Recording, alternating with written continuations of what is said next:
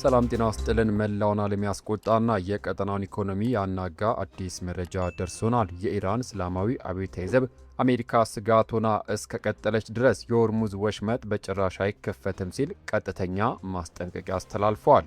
ዘቡ ዛሬ አጥቂውን እንቀጣለን ሲል አዲስ በቀል ያወጀ ሲሆን፣ በሌላ በኩል በሰሜናዊ ኩዌት የሚገኝ የቻይና ኩባንያ ሕንፃ በጥቃቱ መመታቱ ተረጋገጠ።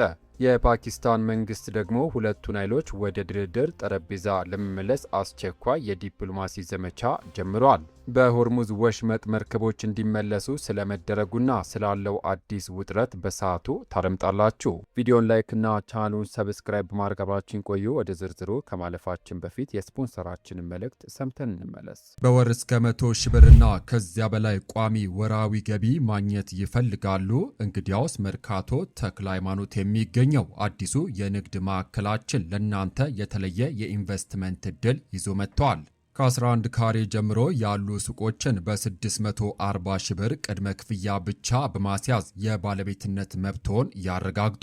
ግንባታው ሲጠናቀቅ በከፍተኛ ዋጋ በማከራየት አስተማማኝ የሀብት ምንጭን ይፍጠሩ።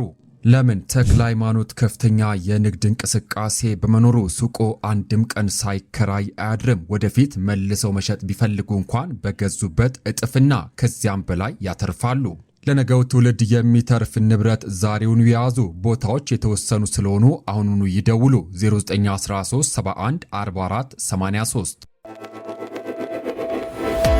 በቅድሚያም የአይአርጂሲ የሆርሙዝ ወሽመጥ እገዳ፣ የነዳጅ መርከቦች መመለስና ሴንትኮም። ወደ መጀመሪያው ሰበር መረጃችን አልፋለሁ። የኢራን እስላማዊ አብዮታዊ ጥበቃ ኮርፐስ አይአርጂሲ ሐሙስ ዕለት ባወጣው መግለጫ የሆርሙዝን የባህር ወሽመጥ በጥብቅ እንደሚቆጣጠርና በአንድ ሌሊት የተፈጸሙትን የአሜሪካ ጥቃቶች ተከትሎ ዛሬ አጸፋዊ ምላሽ ለመስጠት ቃል መግባቱን አስታውቋል። የመንግስት የዜና ወኪል ኢርና ባወጣው መግለጫ የሆርሙዝ የባህር ወሽመጥ የእኛ ግዛት ነው፣ የአይአርጂሲ የባህር ኃይል ደፋር ኃይሎችን በጥብቅ ይቆጣጠሩታል ብለዋል። መግለጫው አክሎም ከሺዎች ኪሎ ሜትር ርቀት የመጣ የውጭ ወገን ጣልቃ እንዲገባ አይፈቀድለትም፣ በሁሉን ቻይ አምላክ እርዳታ አጥቂው ዛሬ ይቀጣል ሲል ጠንካራ አቋሙን ገልጿል። ይሁንና የኢራን አብዮታዊ ዘብ ይበልጥ አነጋጋሪ ያደረገው አዲስ መግለጫው አሜሪካ ስጋት ሆና እስከ ቀጠለች ድረስ የሆርሙዝ ወሽመጥ ዳግመኛ አይከፈትም ማለቱ ነው። የሁኔታዎች መካረር በዚህ ብቻ አላቆሙም። የኢራን ጦር የአሜሪካ ባለስልጣናት ማስፈራራትና ማጋነን የሚቀጥሉ ከሆነ እንዲሁም አሜሪካ በቀጠናው በሚገኝ ዓለም አቀፍ ውሃ ላይ የምታደርገው እንቅስቃሴ እስከ ቀጠለ ድረስ ወሽመጡ እንደማይከፈት አመልክቷል። ኢርና እንደዘገበው የአገሪቱ ጦር ዛቻና ማስፈራሪያ ነገሩን የበለጠ የሚያባብስ ነው ሲል አስጠንቅቆ አገራትን በስም ሳይጠቅስም ወራሪዎችን የሚረዱ አገራት ባህሪያቸውን ካላስተካከሉ ከፍተኛ ቅጣት ይጠብቃቸዋል ብለዋል። በመሆኑም አይአርጂሲ በሆርሙዝ ወሽመጥ በስተደቡብ በኩል ደህንነቱ ባልተጠበቀ መንገድ ለማለፍ የሞከሩ ሁለት ነዳጅ ጫኝ መርከቦችን ትናንት ምሽት እንዲመለሱ መደረጋቸውን ይፋ አድርጓል። በአንጻሩ የአሜሪካ ማዕከላዊ እዝ ሴንትኮም በሰጠው ምላሽ የኢራን እስላማዊ አብዮታዊ ዘብ በሆርሙዝ ወሽመጥ ላይ መርከቦች የሚያልፉበትን መንገድ የመወሰን መብት የለውም ሲል አስተባብሏል። ኢራን የሆርሙዝ ወሽመጥን አልከፍትም ማለቷና የአሜሪካ ማዕከላዊ እዝ የሰጠው ምላሽ የዓለም አቀፉን የነዳጅ ገበያና ቀጠናውን ወዴት ይመራዋል? ሀሳባችሁን ጻፉልን። በመቀጠል በኩዌት ከተከሰተው የቻይና ኩባንያ ጥቃት ጋር የተያዘ አዲስ መረጃ ወደ እናንተ ላድርስ። የኩዌት የመከላከያ ሚኒስቴር ሐሙስ ዕለት በሰሜናዊ ኩዌት የሚገኝ የቻይና ኩባንያ ንብረት የሆነ ሕንፃ ላይ ጥቃት መከሰቱና በጥቃቱም የአንድ ሰራተኛ ሕይወት አልፎ ከፍተኛ የንብረት ጉዳት መድረሱን አስታውቋል። ይህ ክስተት የተሰማው አይአርጂሲ የሆርሙዝ ወሽመጥን ተቆጣጥሮ በቀኑ መጨረሻ አጥቂውን ለመቅጣት በዛተበት ወቅት ነው። በዋሽንግተንና በመስክ በኩል ደግሞ ፕሬዚዳንት ዶናልድ ትራምፕ ኢራን በዮርዳኖስ በሚገኙ የአሜሪካ ኃይሎች ላይ በሚሳኤል ጥቃት ለመሰንዘር የምታደርገው ሙከራ ፍጻሜው መሸነፍ እንደሆነ ገልጸዋል።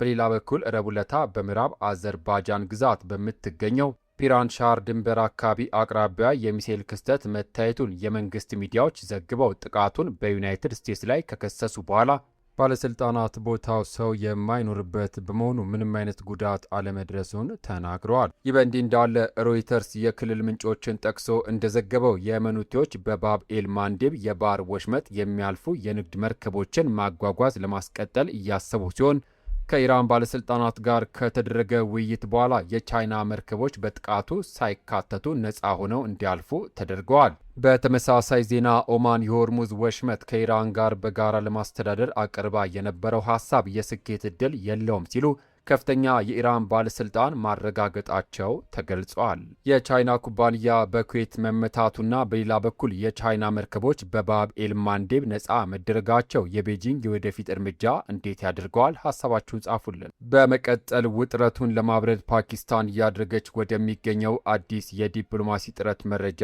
አልፋለሁ። በመጨረሻም ፓኪስታን አሜሪካና ኢራንን ወደ ድርድር ለመመለስ እያደረገች ያለው ጥረት። ፓኪስታን ሐሙስ ዕለት አሜሪካና ኢራንን በኢስላማባድ በተፈረመው የመግቢያ ስምምነት ኤምኦዩ መሰረት ወደ ድርድር ጠረጴዛ ለመመለስ የተቻላትን ሁሉ እያደረገች መሆኑን አውጃለች። የውጭ ጉዳይ ሚኒስትር ቃል አቀባይ ጣሂር አንድራቢ ለጋዜጠኞች እንደተናገሩት በሁለቱ ወገኖች መካከል ያለው ውጥረት በተለይም በሆርሙዝ የባህር ወሽመጥ ያለው ሁኔታ ለማስተካከል የሚያስችሉ ውይይቶች ቀጥለዋል። ኢስላማባድ ውይይትና ዲፕሎማሲ ወደፊት ብቸኛው አዋጭ መንገድ እንደሆነ በመግለጽ ጥረቷን እንደምትቀጥል ተናግራለች። ሰላም ለሁሉም ይጠቅማል እንደሚባለው ቃል አቀባዩ የጦርነት ማቆምን ለማስቀጠልና በኢራንና በአሜሪካ መካከል ውይይት እንዲጀመር የታለሙ ጥረቶችን ሁሉ በደስታ እንቀበላለን ብለዋል። ፓኪስታን ሁለቱን ወገኖች ወደ ኢስላማባድ ስምምነት ለመመለስና ሰኔ 22 በተደረሰው የስምምነት መንፈስ እንዲሁም በፓኪስታን ኳታር የጋራ መግለጫ መሰረት አበሳጭ ነገሮች ሁሉ እንዲወገዱ ጥረት እያደረገች ነው። ፓኪስታን በመካከለኛው ምስራቅ ያለ የጸጥታ ሁኔታ አሁንም አደገኛና ስጋት ያለበት መሆኑን ገልጻ ዋሽንግተንና ቴህራን ከፍተኛውን የትዕግስት ገደብ እንዲከተሉና የቴክኒክ ደረጃ ውይይቶችን ለመቀጠል ያላቸውን ቁርጠኝነት ሙሉ በሙሉ እንዲተገብሩ አሳስበዋል። ሁለቱ ሀገራት በሚያዝያ ወር የተኩስ አቁምና በስዊዘርላንድ ስምምነት ላይ ደርሰው የነበረ ቢሆንም የቅርብ ጊዜዎች ግጭቶች የስምምነቱን የወደፊት ሁኔታ ጥያቄ ውስጥ መክተቱም ተንታኞች እየገለጹት ይገኛሉ። ዘገባው የቢሲ ነው። ክቡራትና ክቡራን የተከበራችሁ የዩቱብ ቻናል ቤተሰቦች ኢራን የሆርሙዝ ወሽመጥን አልከፍትም ማለቷ፣ በኩዌት የቻይና ኩባንያ ጥቃትና የፓኪስታን አዲስ የሰላም ጥረት ዙሪያ ያላችሁን አስተያየት በኮሜንት መስጫው ላይ አስፍሩልን። ቪዲዮን ላይክ ማድረጋችሁን እንዳትረሱ። በሌላ በአዳዲስ መረጃ እስከምንገናኝ ሰላም ለሀገራችን፣ ሰላም ለመላው ዓለም ይሁን። በያልንበት የዓለም ዳርቻ ቸር እንቆይ።